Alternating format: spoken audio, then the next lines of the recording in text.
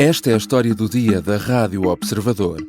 Dos salários dos políticos às gorjetas, o que cabe nas mais de 2.000 propostas de alteração ao Orçamento do Estado. Menos impostos e mais pensões são os destaques nas mais de 2.000 propostas de alteração.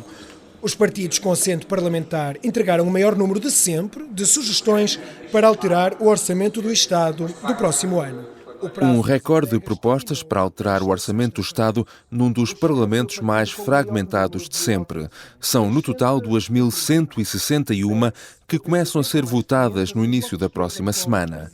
Entre elas está a possibilidade de os políticos passarem a ganhar mais do que ganham atualmente, com o fim de um corte nos salários imposto há mais de 10 anos.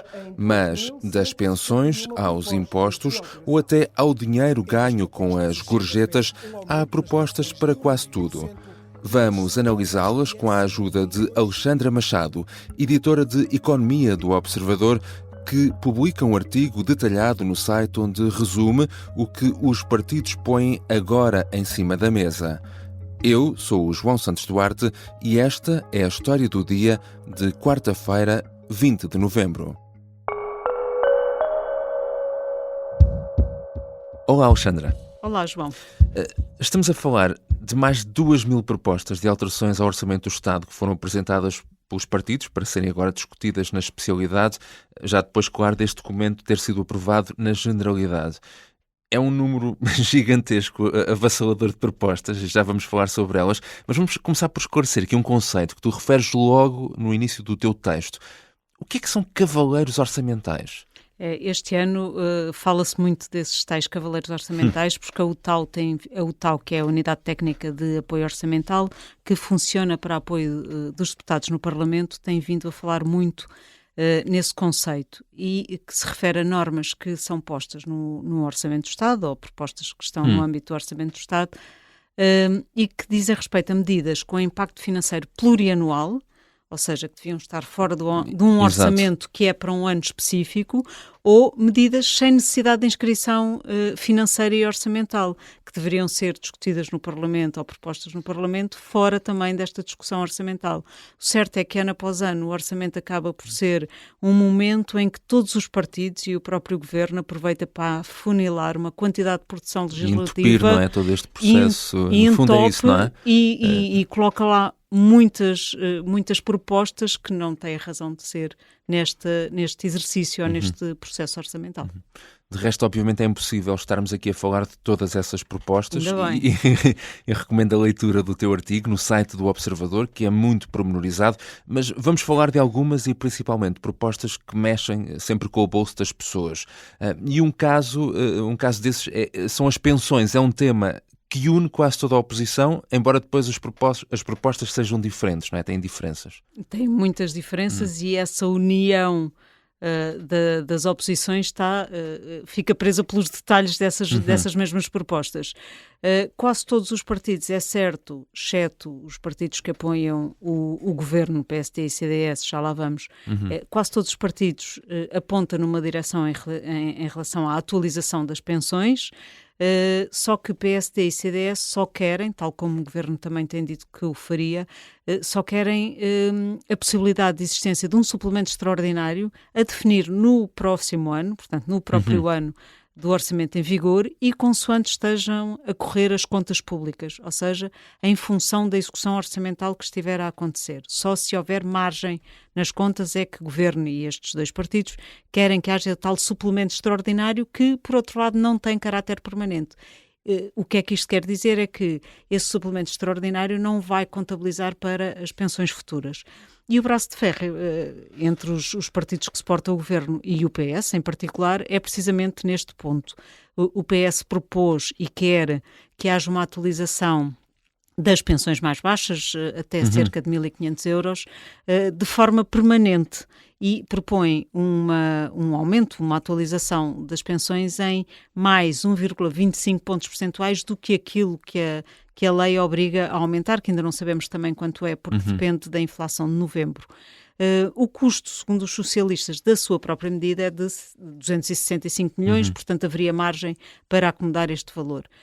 Já o Chega, depois começa aqui o leilão da atualização dos salários. O Chega quer 1,5%, o PCP 5%, com um mínimo de 70 euros, o Bloco tem um mínimo de 50 euros, o Livre de 40 nas mais baixas.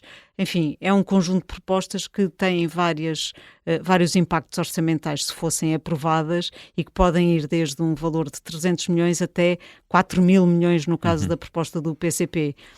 E isto só no que respeita à atualização em janeiro. Depois há uma quantidade de propostas em relação a pensões que vão desde pensões no sentido de alargar ou de alterar a idade da reforma ou de permitir que determinadas profissões se reformem, tenham uma reforma mais cedo no tempo. Portanto, há uma quantidade enorme de propostas em relação às pensões que não só a atualização em janeiro.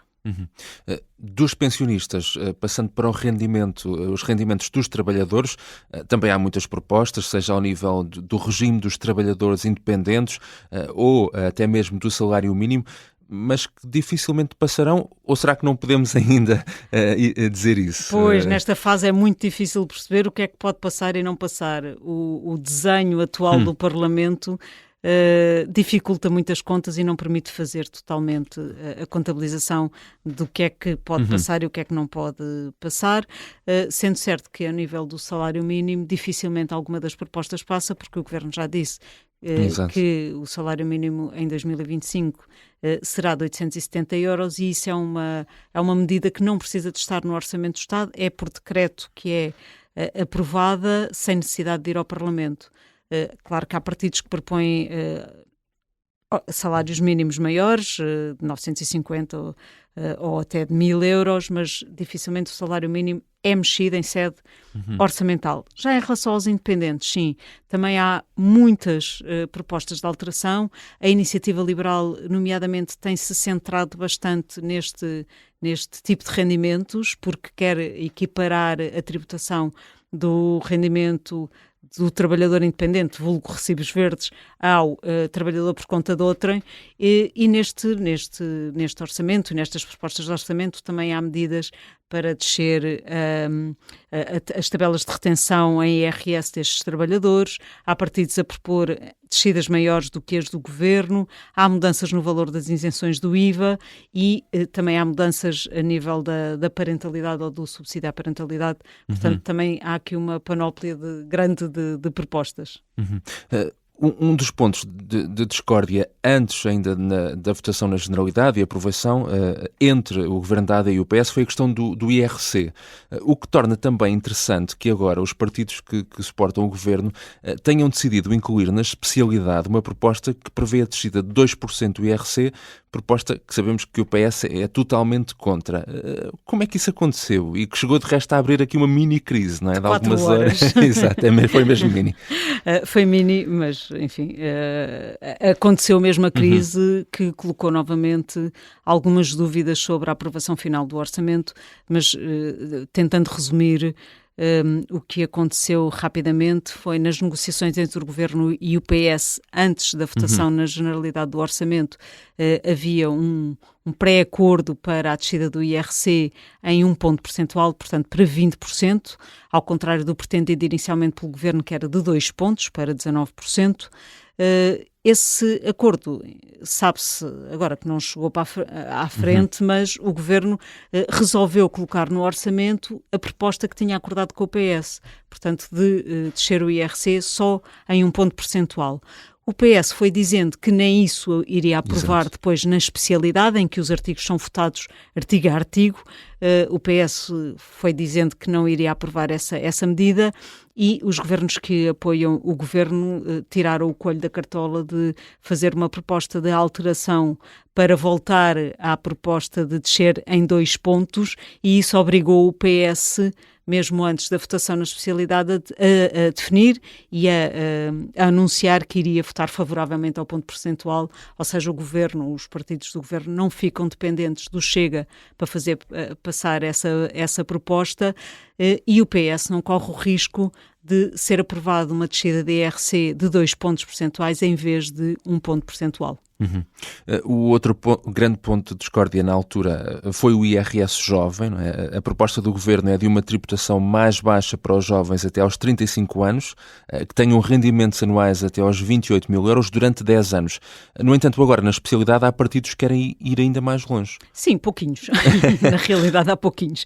O PAN quer que abranja jovens até aos 35 anos, conforme está na proposta do governo, mas que sejam dependentes, isto é, que declarem ainda os rendimentos nos agregados dos pais. Dos pais, exato. Normalmente com os pais.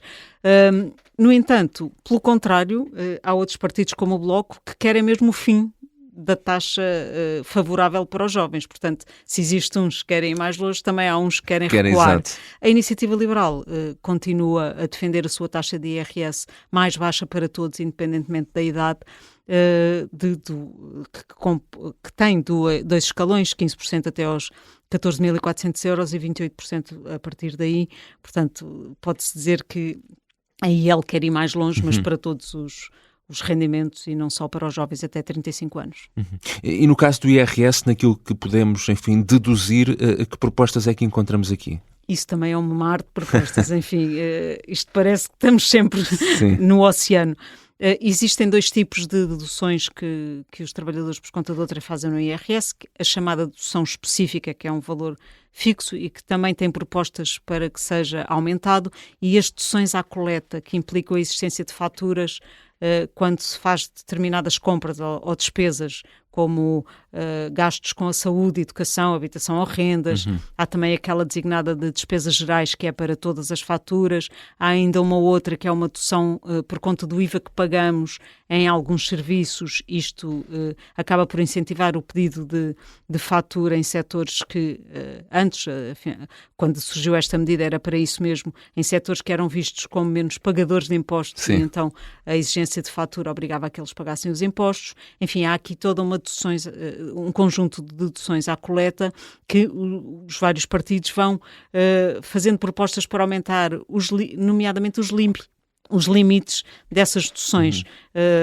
O LIVRE, por exemplo, quer uma dedução específica para a compra de jornais e revistas, e o PAN uma específica para produtos culturais. Estas duas são deduções novas, que não existem atualmente isoladamente, mas de resto os outros partidos é para aumentar o limite para as despesas de saúde ou de educação ou dos juros com a habitação. Aliás, nos juros com a habitação, muitos partidos estão a pedir que a dedução com os juros na habitação para créditos para a compra de casa, que vigorava até compras até dezembro de 2011, seja estendido para todos os créditos a partir daí, ou seja, toda a gente com crédito à habitação poder deduzir os juros no seu IRS. E isso também é uma das propostas que está feita por vários partidos. Já regressamos à conversa com Alexandra Machado, editora de Economia do Observador, que tem um extenso trabalho publicado no site sobre as várias propostas dos partidos de alterações ao orçamento do Estado. Na segunda parte vamos falar, entre outras coisas, da possibilidade dos salários dos políticos poderem aumentar.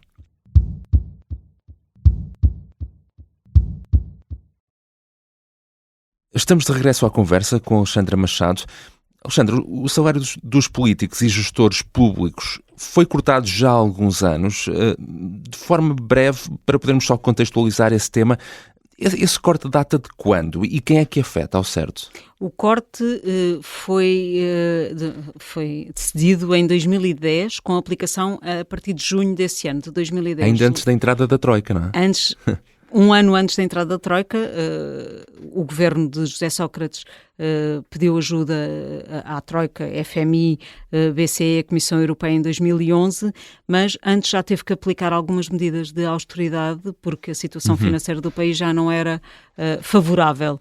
E uma dessas medidas de austeridade foi precisamente o corte dos salários dos políticos em 5% e abrangia Presidente da República, Presidente da Assembleia da República, Primeiro-Ministro, deputados, membros do Governo, também os autarcas, vereadores e os membros, os representantes da República para as regiões autónomas, os deputados quer do Parlamento Nacional, quer das regiões autónomas. Portanto, abrangia todo este conjunto de pessoas, além dos gestores públicos, executivos e não executivos, quer enfim, das empresas públicas empresariais, quer das empresas regionais ou locais. Mas agora, PSD e CDS propõem que se acabe finalmente com esse corte. Esta proposta tem hipóteses de passar? O PS ou a oposição exigem condições para viabilizar isso, para isso acontecer? Tem hipótese de passar porque ela é feita por dois partidos importantes nas contas, das aprovações e das votações. Tanto a AD, portanto PSD e CDS, como PS propõem a revogação deste corte. Só que há aqui um senão, uma nuance, que pode pôr aqui algumas dificuldades na aprovação final. É que o PS concorda com a revogação do corte, mas quer que se aplique apenas aos mandatos futuros, ou seja, não aos deputados atuais, não ao Presidente da República, Marcelo Rebelo de Sousa, não ao Governo de Montenegro, mas aos mandatos que se iniciem em janeiro do próximo ano. O que significa, por exemplo, para as eleições autárquicas que decorrerão em 2025, os novos autarcas já não terão esse corte de 5%, mas quem está em funções atualmente já não apareceria. E isto, enfim, é uma nuance que pode pôr aqui alguns pós na engrenagem, não se sabendo ao certo qual é a proposta que vai passar e de que forma. Mas depois há um partido que, ao invés, propõe cortar ainda mais nas remunerações dos cargos políticos e titulares de cargos públicos, não é? Podemos dizer que é o Partido Populista. Não é difícil de adivinhar. É o partido de André Ventura, claro. O Chega não apenas não propôs o fim dos cortes, como pelo contrário quer mesmo que os salários sejam ainda cortados adicionalmente em 12,5%, além de ter dito que queria reduzir cargos locais e de entidades regionais e locais. A IEL também falou em cortar a dimensão do Estado, mas apontou baterias ao Estado Central com uma redução de 15% dos funcionários públicos. De resto, se quisermos ir aos pormenores, ou a um pormenor, por exemplo, nestas mais de 2.100 propostas, há até propostas relativas ao dinheiro que se ganha através de gorjetas, não é? Se calhar não por acaso ter saído uma notícia há pouco tempo no Público que falava precisamente nesse ponto, que era a tributação das gorjetas. As gorjetas são tributadas em 10% e em 2023, segundo o Jornal Público, foram declarados 120 milhões de gorjetas declarados ao fisco. E o Chega quer pôr fim a essa tributação, considerando, e cito, que é uma medida perversa para este partido. Os clientes considera o partido que sentir-se-ão dissuadidos de darem gorjetas se souberem que são retidas pelo Estado. E um segundo argumento ainda do Chega é que estas gratificações são dadas na maior parte dos casos em setores que terão salários mais baixos e, portanto, é uma componente importante salarial desses trabalhadores. Este momento, enfim, digamos, na fase orçamental, as propostas de alteração na especialidade não deixam também de ser um instrumento político, não é? Ou seja, os partidos aproveitam-no também, muitas vezes, para incidir até em temas que estão a ser falados ou a marcar a atualidade, como a crise do INEM, não é? No caso deste ano, mas não só. Sim, isso acaba por acontecer todos os anos. As propostas de alteração ao orçamento acabam por ir um pouco à boleia dos assuntos do momento. É o que acontece também, como disseste, este ano, com muitas medidas em relação aos bombeiros, depois de ter estado na ordem do dia as condições remuneratórias com os incêndios do verão e depois de uma manifestação destes profissionais na Assembleia da República. Mais recentemente também o caso do INEM, que pôs a nu algumas dificuldades de contratação de técnicos e a situação dos profissionais do INEM e, portanto, há muitas propostas de alteração em relação ao INEM ou ainda da RTP, que, com o anúncio do Governo de que iria cortar a publicidade na RTP e então muitos dos partidos falam agora em propostas de alteração para manter a publicidade da RTP. Portanto, tudo isto vai a reboque da atualidade, é um facto. E com este, enfim, cenário político que temos neste momento, com um Parlamento muito fragmentado, que hipótese é que estas propostas têm de passar, sendo que, enfim, estamos a falar de muitas coisas diferentes e muitos casos diferentes, não é? Pois, sendo certo que esse corte do IRC será de 1 ponto percentual já acordado, tudo o resto parece uma incógnita. Exato. E até ao lavar dos cestos é vindima. Um dos principais pontos de interrogação é precisamente a tal questão da atualização das pensões, mas são mais de 2.100 propostas. Muitas são de estradas, são de criação de uma escola, de jardineiros, enfim, há propostas para todos os gostos. Só para termos uma ideia, o ano passado, para o orçamento que está agora em vigor, foram mais de 1.900 propostas de alteração que foram votadas no Parlamento e a oposição viu, então, aprovadas 80. E isto em ambiente de maioria parlamentar que existia o ano passado. Portanto, agora as contas, como já referimos, são muito mais difíceis. É muito difícil perceber o que é que vai passar. É mesmo a pergunta para 1 milhão. Obrigado, Alexandra. Obrigada, João. Alexandra Machado é editora de Economia do Observador. Esta foi a história do dia. Neste episódio usámos um som da RTP. A sonoplastia é do Artur Costa. A música do genérico do João Ribeiro. E eu sou o João Santos Duarte. Até amanhã.